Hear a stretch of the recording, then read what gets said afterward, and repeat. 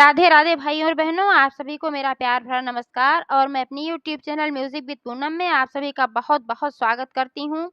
आज मैं एक बहुत ही मार्मिक और शान माता की कहानी लेकर आई हूँ, जो एक बाझिन पर आधारित कहानी है। तो कहानी को सुनिए और कमेंट करके बताएं कि कहानी कैसी लगी, और कहानी को पूरा सुने क्योंकि कोई भी कथा अधूरी नहीं छोड़ी जाती है, इससे दोष लगता है। एक बार प्रेम से बोलो शान माता की जय। एक औरत थी, उसके कोई संतान नहीं थी। इससे वह बहुत परेशान और बहुत दुखी रहती थी, क्योंकि इसके लिए उसकी सास उसे बहुत ताने सुनाती थी। बोलती थी कि बाझन है, उसके कुल खानदान का क्या होगा, वंश नहीं चलेगा, वगैरह वगैरह बहुत सारी बातें सुनाया करती थी। और इससे वह बहुत परेशान रहती थी। घर तो घर, बाहर वाले भी उसे इसी निगाह से देखते थे, उपेक्षा की नज़र से उसे देखते थे, उससे बात नहीं करते थे। अगर सुबह कहीं वो दिख जाती किसी को तो मुँह लोग फेर लेते थे, बोलते थे आज बाझन का मुँह देख लिया सुबह-सुबह, अब देखो क्या होता है, दिन कैसे गुज़रता है। इस सब से वो बहुत परेशान रहती थी, मानसिक रूप से बहुत आहत होती थी। एक दिन उसने सोचा कि चलो मायके हो आती हूँ, तो थोड़ा वहाँ मेरा मन बहल जाएगा। यहाँ जो मानसिक यातना सहना पड़ रहा है वो शायद वहाँ नहीं मिलेगा, क्योंकि वो मायका है। ऐसा विचार जब उसने किया तो अपनी सास से परमिशन मांगी, तो उसकी सास ने कहा हाँ चली जा, कोई बात नहीं, तेरे यहाँ रहने का ही क्या फायदा है, ऐसा व्यंग में बोली। और फिर वह तैयार हो गई मायके जाने के लिए। जब मायके पहुंची तो वहां भी यही कंडीशन थी। वहां के भी लोग उसे उपेक्षा से ही देख रहे थे, घर के लोग भी और बाहर के लोग भी। घर में उसकी जो भाभियां थीं, वो तो बिल्कुल भी उसे पसंद नहीं कर रही थीं। उन्होंने कहा ये भी आ गई, सुबह सुबह इनका मुंह देखना पड़ेगा। ऐसी सब बातें वह सुनी तो फिर उसे बड़ा कष्ट हुआ। उसने कहा ऐसी कंडीशन में मैं तो ना मायके की रही और ना ससुराल की रही, अब मैं कहाँ जाऊं, क्या करूं। ऐसा विचार किया उसने और फिर वहां से भी वह वापस हो गई। मायके से निकली तो वह ससुराल भी नहीं गई, क्योंकि ससुराल की मानसिक यातना को याद करके फिर वह वहां जाना नहीं चाहती थी। ऐसे ही भटकती रही। भटकते भटकते शाम हो गई। जब शाम हो गई तब उसने सोचा कि अब मैं जाऊं तो कहाँ जाऊं। तब उसे अचानक एक माता का मंदिर दिखा। वहां पहुंची तो उसने देखा कि औसान माता का मंदिर था। वहां वह गई और सीढ़ियों पर बैठकर रोने लगी। थोड़ी देर वहां पर बैठी रही, फिर मंदिर में गई और माता से प्रार्थना करके बोली, हे माता, मुझे किस अपराध का दंड मिल रहा है। मैंने ऐसे कौन से पाप कर्म किए थे जो मुझे इस तरीके की सजा मिल रही है। उसने औसान माता से अपना दुख दर्द कहा और वापस मंदिर की सीढ़ियों पर आकर वहीं पर लेट गई। जब लेट गई तो दिन भर की थकी हुई थी, तो उसे नींद आ गई। जब उसे नींद आई तो सपने में बूढ़ी माई आई।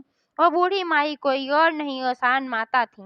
उन्होंने कहा देख बेटी, तेरी किस्मत में तो संतान सुख लिखा ही नहीं है, तो मैं कैसे तुझे संतान दे सकती हूँ।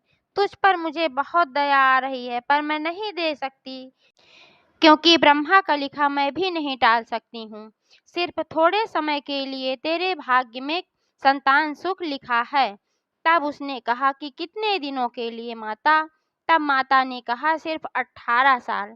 अगर मैं तुझे संतान देती हूँ तो 18 साल के बाद फिर मैं वापस बुला लूंगी।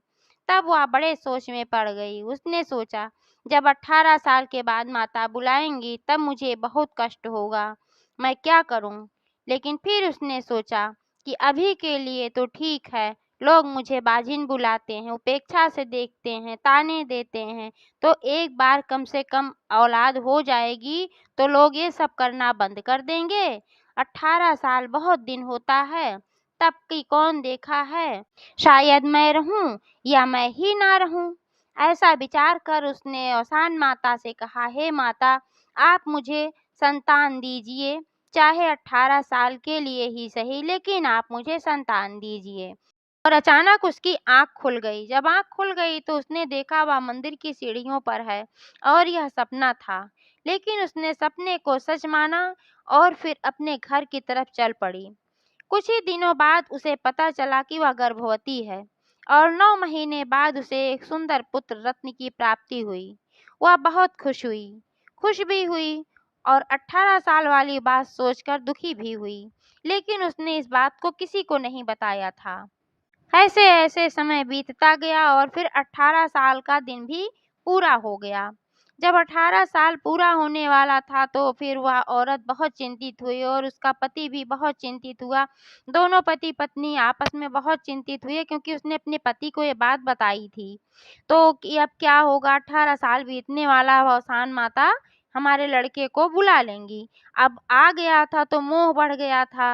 अब इसलिए बहुत दुखी थी वो लोग कि अगर ऐसा कुछ हुआ तो फिर मैं क्या करूँगी। तो फिर उसने कहा, औरत ने अपने पति से, कि एक काम करिए, इसकी शादी कर दीजिए।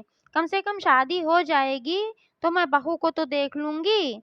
लेकिन उसके पति ने कहा, ऐसा क्या कह रही हो? जब इसको 18 साल बाद माता वापस ले लेंगी तो किसी की लड़की की ज़िंदगी बर्बाद क्यों करें? वह आएगी तो क्या होगा? हमारे सामने विधवा हो जाएगी तो हम लोग उसे कैसे देख पाएँगे?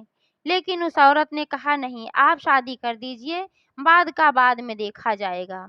जब उसने ज़िद किया तो उस लड़के की शादी तय कर दी गई। जब उस औरत का पति अपनी बहू की विदाई कराकर आ रहा था, तो रास्ते में एक जगह वह रुक गया। वहाँ रुक गया और वहाँ वो फूट-फूट कर रोने लगा। बहू अचानक ये सब देखकर चौंक गई। उसने पूछा, क्या हुआ पिताजी? आप अचानक क्यों रो रहे हैं? अभी तो हमारी शादी हुई है, खुशी का समय है, तो आप इतना फूट-फूट कर क्यों रो रहे हैं? तब उसने बताया कि बहू, ऐसी-ऐसी बात है, हम निसंतान थे। तुम्हारी सास शमशान माता के मंदिर गई थीं, तो उन्होंने कहा कि तुम्हारे भाग्य में संतान तो है नहीं, मैं केवल 18 साल तक के लिए तुम्हें संतान दे सकती हूँ।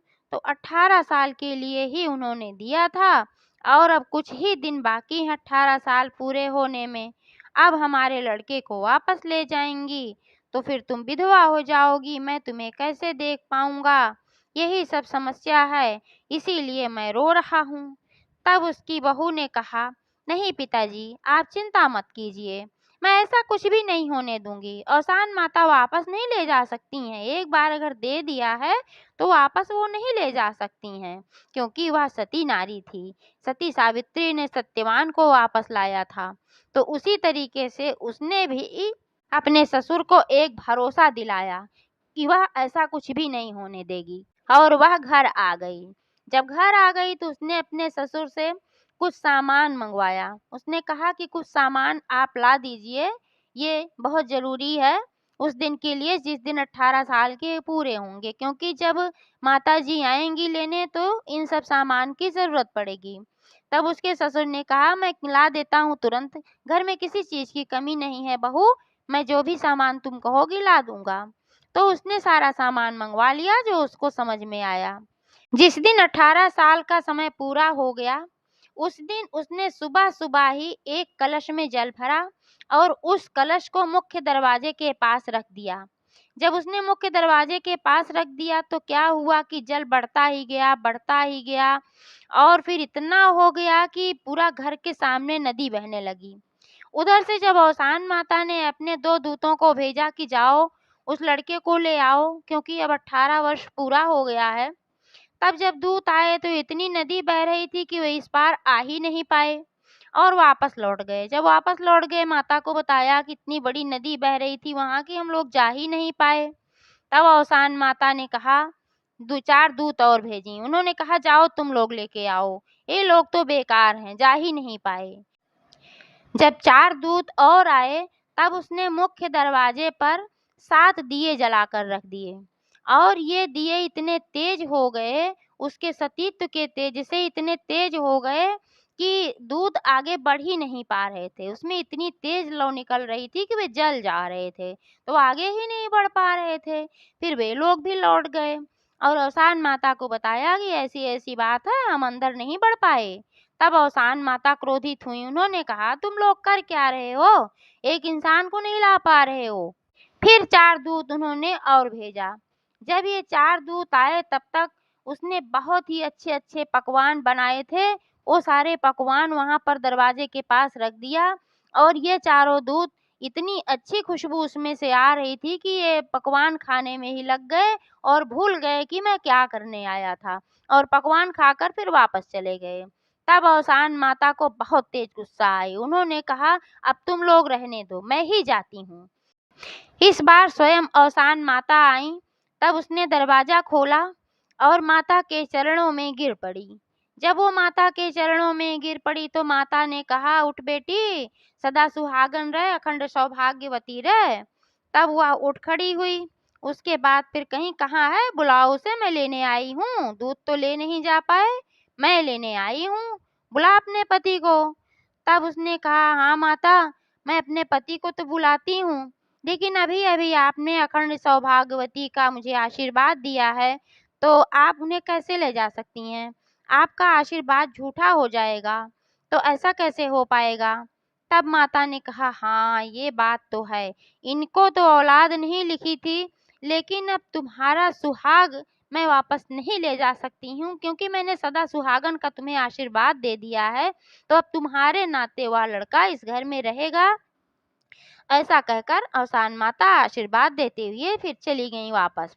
तब उसकी सास उसके पास आई और बोली, हे बेटी, तूने मेरे बच्चे को बचा लिया, तेरे कारण ही आज मेरा लड़का मेरी आंखों के सामने है, तू बहुत अच्छी है। ऐसा कहकर उसने अपनी बहू को गले लगा लिया और सास सुहागन बुलाकर अवसान माता की दुर्दुरिया करवाया। बोलो अवसान माता की जय।